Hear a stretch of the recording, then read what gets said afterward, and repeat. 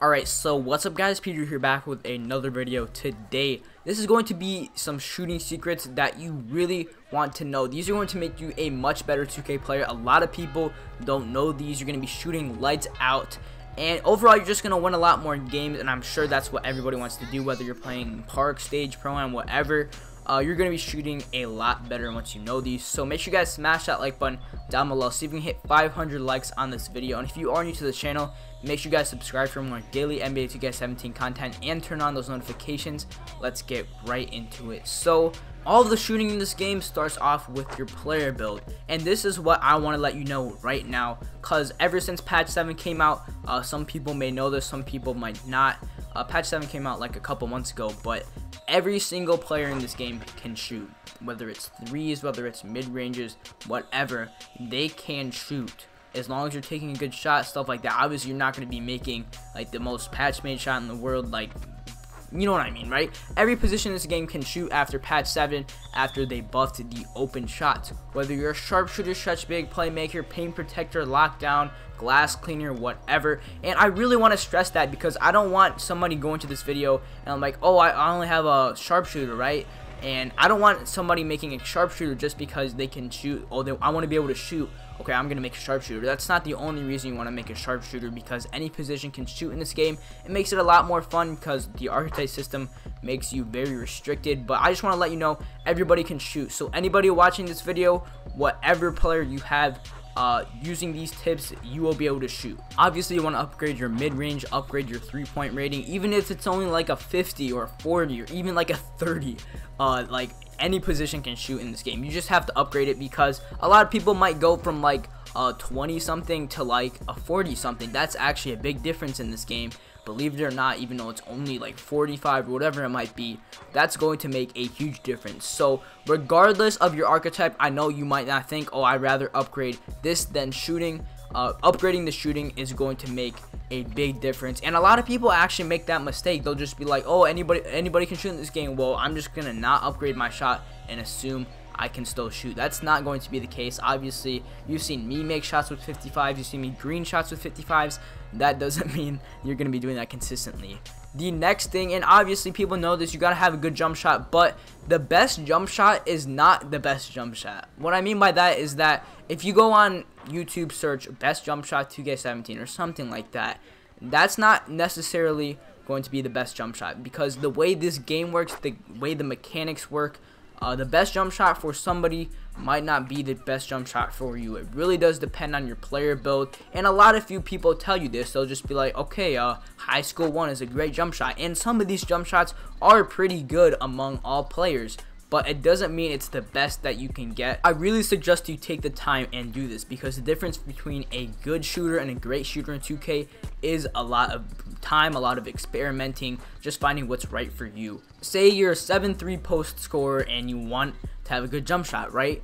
If you go on, like, if you search best jump shot, whatever, and you see somebody that has like a 6'1 speed boosting sharpshooter, whatever, that's not necessarily going to be the best shot for you, because think of when they're shooting, what they're shooting from, and what you're shooting and what you're shooting from. You're probably just going to be spotting up, taking threes, taking mid-ranges, whatever, not really shooting off the dribble because you're super slow. Where the sharpshooter, that's pretty much all they're going to be doing. They're just going to be speed boosting around screens and shooting off the dribble. Not necessarily off the dribble shots, but like they're dribbling before they shoot, which means their feet are going to be different, stuff like that. So that's not necessarily going to be the best. Like, you're also over a foot taller than them, so you're going to be slower. Just the mechanics of your player are different. So I would look for something that's similar to yours in terms of like, okay, I'm also a 7'3" or whatever, right? That's a lot better than a 6'1 sharpshooter. Now, you're looking for a jump shot, blah, blah, blah. This is where you got to start improvising. This is where I said the difference between a great shooter and a good shooter makes the difference. Use the custom jump shot creator. Everybody should know how to get it by now. I just want to emphasize this because I was scared I wasn't going to get it. On my playmaker, I got it early December. On my sharpshooter, I actually got it like January something. It's not based on games played. It's nothing like that. It's based on something you do in the games. It might be like total amount of points or something like that. It's not a certain date. A lot of people say like, oh, December 21st. No, it's not a certain date. when you get that text or whatever to get the custom jump shot creator. So don't get worried. I was really worried, but but eventually you will get it. Just don't foul out of your games, don't sim, stuff like that. But you want to use the custom jump shot. When you look for, okay, Carmelo Anthony, a lot of people think that's a good jump shot. Okay, Carmelo Anthony, you know, this is a good jump shot. You don't want to just settle on, okay, I'm just going to start using Carmelo Anthony.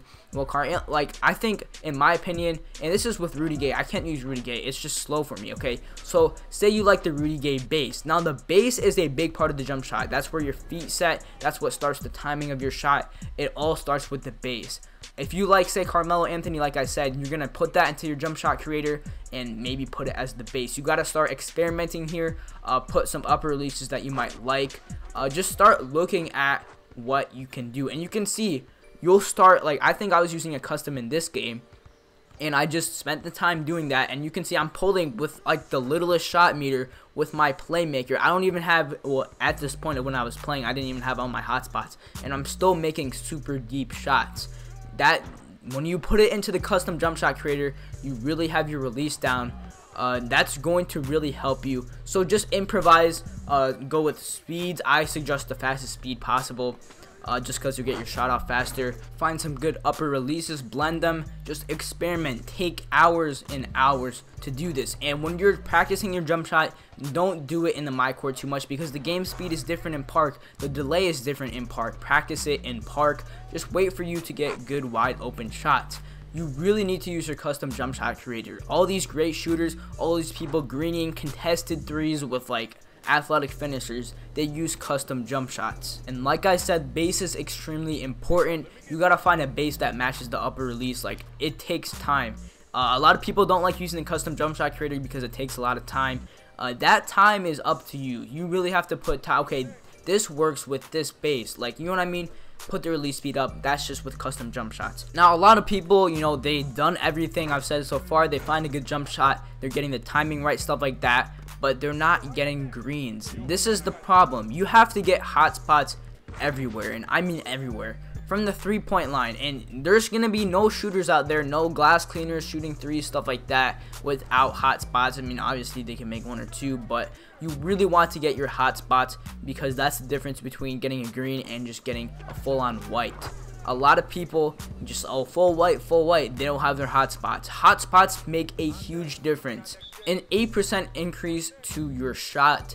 And you might not think that's a lot, but in the NBA, just think of the difference between a 40% three-point shooter and a 48% three-point shooter.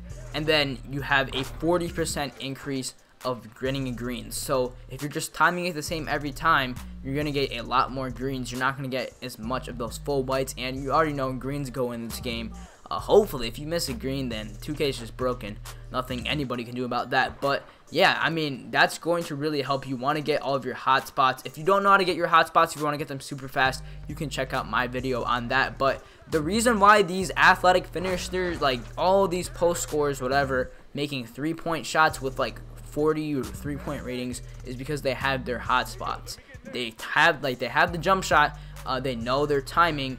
And as long as it's right there, as long as it's open, they're getting a green every time. And then in addition to getting the hot spots, you want to get all of your badges. If you're a sharpshooter, stretch big, get all of those Hall of Fame badges. They will really come in handy. If you're not, just get all of the shooting badges that you will find useful. Even if you don't think it's going to activate a lot, it will be extremely useful. For example, difficult shots on bronze, that activates a lot. Tireless scorer will activate a lot. Stuff like that is what you really need on your player. And don't even think about going to the park and trying all this stuff out without good jump shot, hotspots, badges, attributes, stuff like that. Now, this is kind of a big secret. I've never heard anybody talk about this. This is how to prevent latency. Now, there's a lot of stuff that 2K says, like, oh, static IP open stuff on your router, stuff like that. I would not mess with that. Static IP means if you join somebody's party and they get your IP, you can't change it, so don't change that either. But basically, when joining a park, you don't want to join off one of your friends.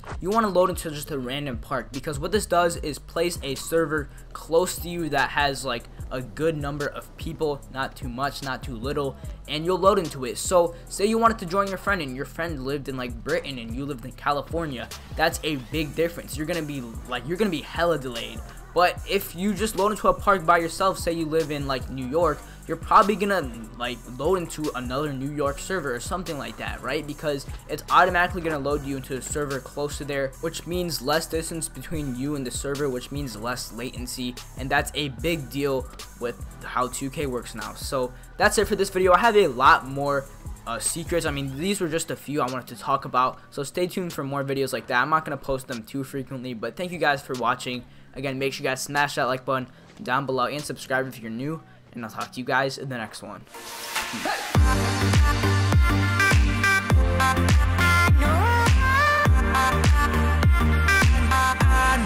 Peace.